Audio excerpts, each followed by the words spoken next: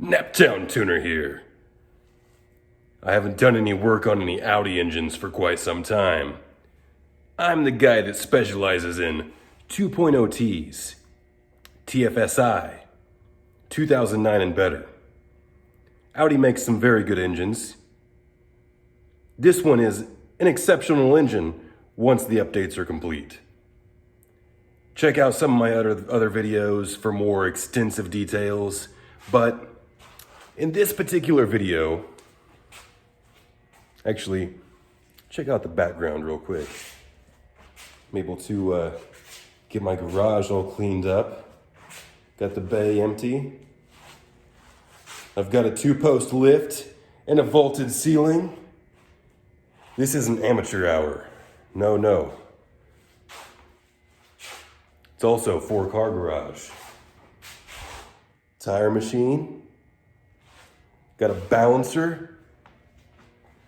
I've got an alignment machine and alignment stands. This stuff is in my storage container right now. This is my daily driver Q5. I gotta put the engine back in this one. I'm gonna do it up. That's actually the engine I'm working on right now. Anyway, before I continue, let me show you a little bit more. This is my last bay. Got to get this car out of the way, scrap car. In the future, stay tuned and I'll give you a detailed, I'll show all the details of my shop, okay? This is where I do all my thinking, right here.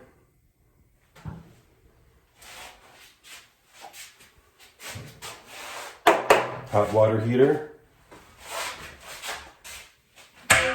AC compressor.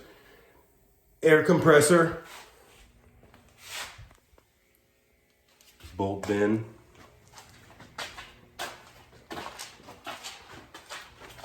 Yeah.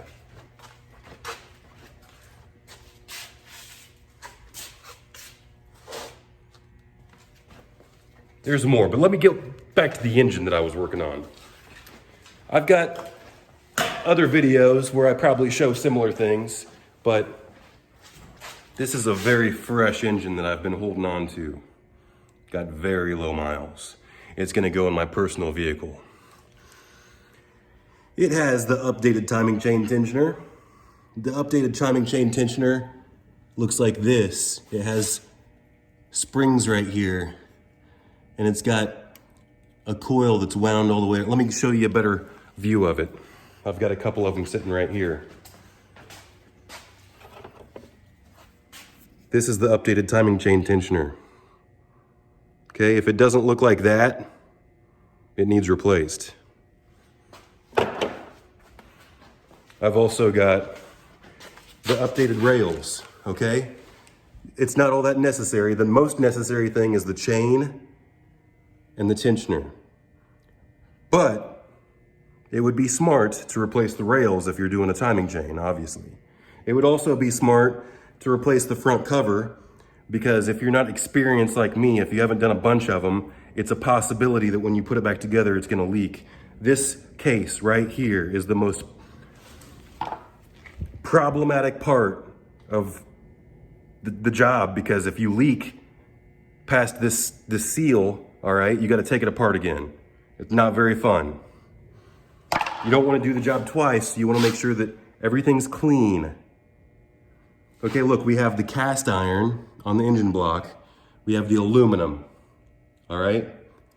If it's gonna leak somewhere, it typically leaks in either this edge or somewhere around this aluminum, especially if you pry on it. But I showed in a previous video where you take a flathead screwdriver right here and tap on it, and then it pops. You're gonna have to look in my piston videos. It's in one of my timing videos. I don't know exactly where it is, but somewhere in my videos I show the perfect way to pop this cover off without damaging it.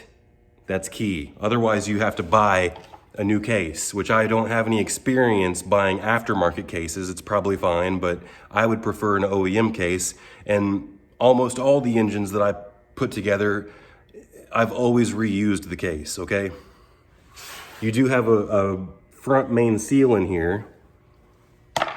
Most of the time when you're putting the case back on, at least in my experience, I've never needed to replace the front seal. If it has a piston update, they do part 1 and they replace the front seal in that piston update. Okay? I've heard it has something to do with, they do a software update as well with the piston update. It's something to do with the valve overlap, changing the pressures in your engine. Audi engines are actually very interesting how they run vacuum, not only in the intake manifold, but everything is vacuum. It runs a vacuum in the whole entire engine. If you were to have a leak or something, if you were to have a leak right here, anywhere, it would suck a vacuum and have a lean fault.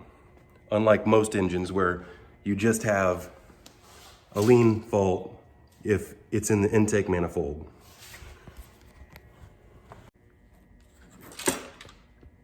Intake manifold. Back to work. So, all that to say this. In this video, I'm just going to show you how I seal the front case. What you do first is you get yourself a tube of fresh silicone. You don't want to mess around with anything expired. You don't want to mess around with anything that's been sitting in your drawer for years, okay? If you don't have a fresh tube of silicone, you want to take my advice and go to the store and get one. Oh, I've got some stories, especially like the upper oil pan whenever I put pistons in an engine using junky sealant. Actually, Permatex is the stuff I've experience with, and it's supposed to be top notch.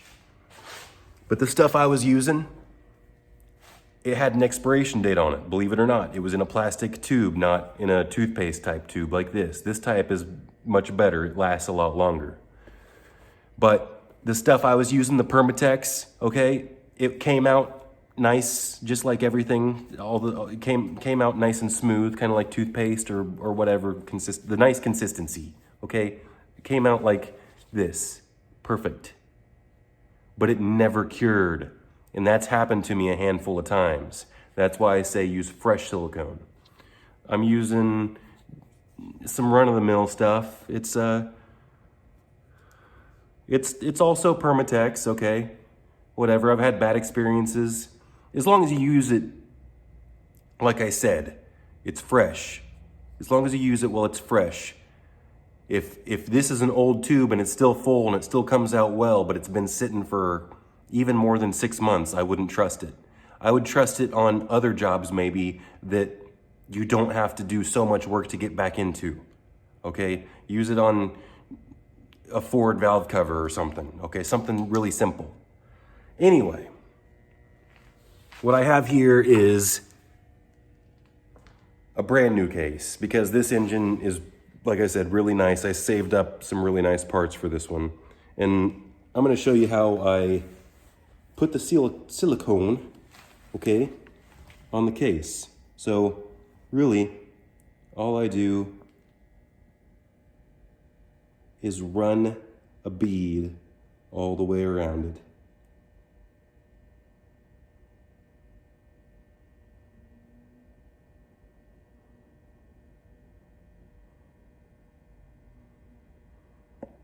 Okay, just like this.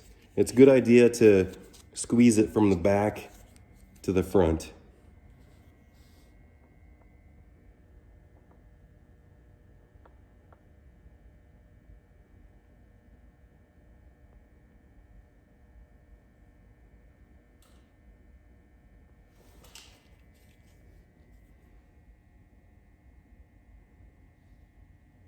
It does not have to be perfect, but what it does have to be is consistent. And when I say consistent, I mean you want to try to get an even bead all the way across.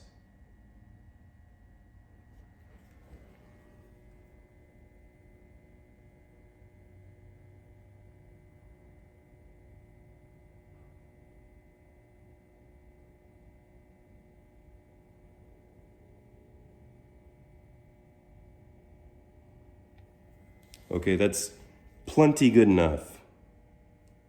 Put just a hair extra in the corners, okay? Now, if you're so inclined, most of the time, in my experience, I've always taken my finger and done a little bit like this and kind of spread it out.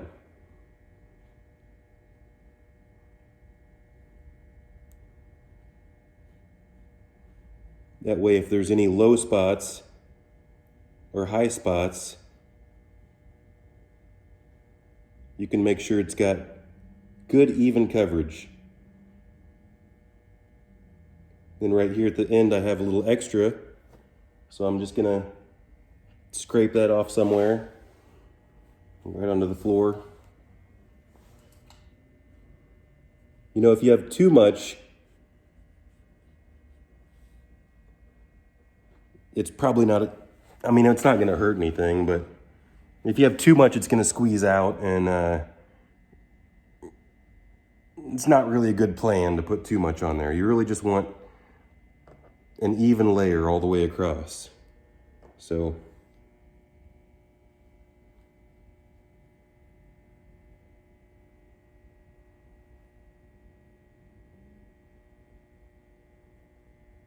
extra,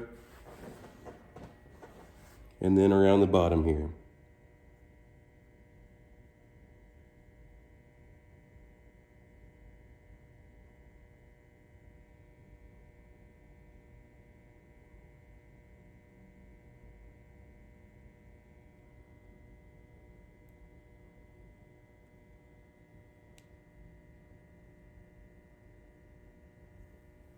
There it is.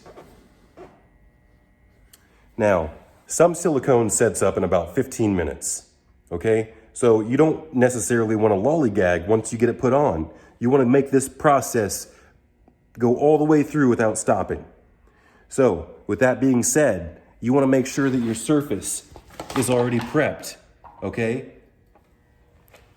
So, it's already prepped in my case. I already scraped off all the sealant all the way around it. But just one last time, I'm gonna clean it up before I slap the case on. What I like to use is a microfiber cloth, preferably a previously washed microfiber cloth. Why would I use this? I would use this because I don't want any lint in my engine. I don't want any little fuzzies, okay? So then I take some brake clean or some carburetor cleaner. Carburetor cleaner is more caustic or whatever you'd like to call it. It's a little bit more harsh and it will clean a little bit better. It will take the grease off. It's like a heavy duty degreaser. That's the same thing brake clean is, the only carb cleaner is stronger, okay? So then you're just gonna spray it on your towel and you're gonna work your way around your gasket surface. Like I said, I already cleaned this all up. I'm just doing one last touch up before I slap the case on. Halfway through, I'm gonna spin it around and get the other side, which is cleaner. And then it doesn't matter if there's just a little bit of residue from the old, but you want to scrape off as much of the old silicone as possible, especially around these nubs. All right? Now, what you're going to do with this case is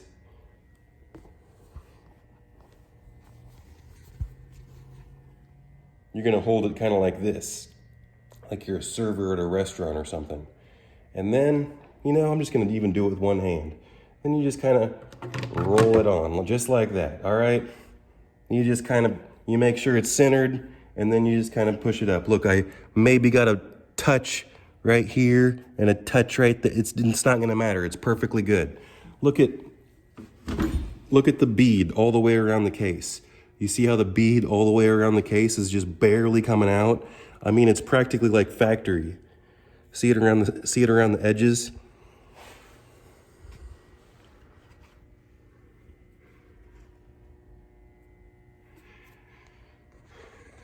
Now all you want to do is put your bolts in. Just screw your bolts in. Do you want to see me do it? Now really, this is not anything special. I probably wouldn't actually tighten anything. I would probably just get a few of these snug, even though it's locked into place with the pins. Okay, all you want to do is maybe get your bottom and your corners started. I'm sure some people are really uptight and they'll give me a thumbs down for not following the service. You're supposed to tighten this in a sequence like blah, blah, blah, blah. You know what? You can get married to your service manual, all right? I've worked on enough engines to where I don't have to follow the service manual every single little step of the way. Some of these people that comment this or that think they're a little keyboard warrior, okay? How much experience do you really have? Am I gonna ever say that it's a bad idea to follow the service manual to the T? No, okay?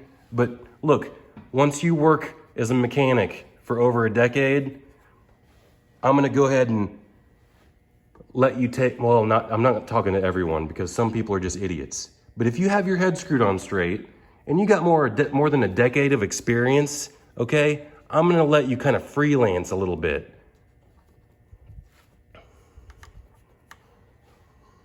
Because at this point, if you're anything like me, you know how bolts go together. You know how torques work. You know how to torque your engines together. You know how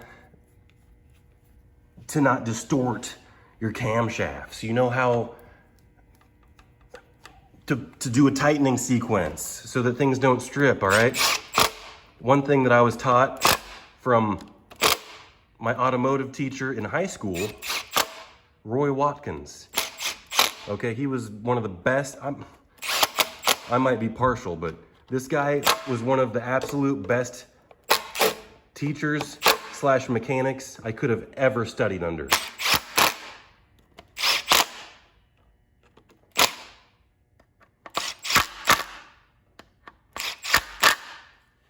And then, see, I've got 3 more bolts I need to get.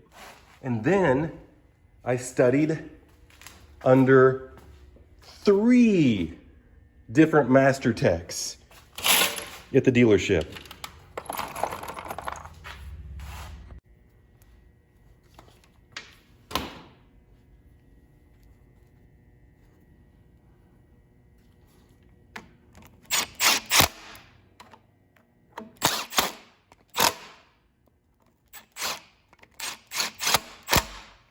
All right, good to go.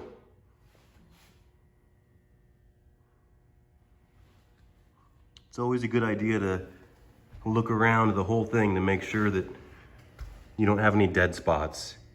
And dead spots, I mean, in the past, it's happened a few times where I didn't see any silicone poking out of one spot, and that's where it would leak.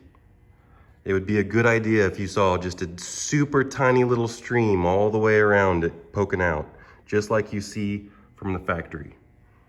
So that's all there is to it. Now, all I have to do is pull this bolt out and put the front crankshaft pulley on it. And of course, I need to finish up the top. Stay tuned for more videos.